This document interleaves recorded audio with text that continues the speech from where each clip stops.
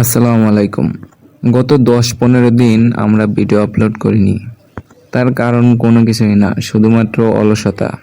প্রায় ১০-১৫ দিন পর আবার একটা নতুন ভিডিও আপলোড করলাম। কিছুদিন আগে আমরা আমাদের এই ধানের জমিতে এসেছিলাম এবং দেখলাম যে এখানে এখন সারের প্রয়োজন।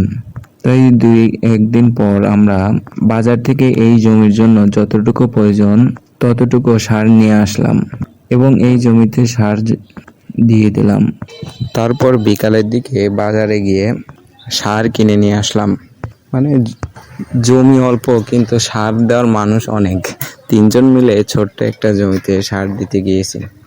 তো সার তো দিচ্ছে একজনই,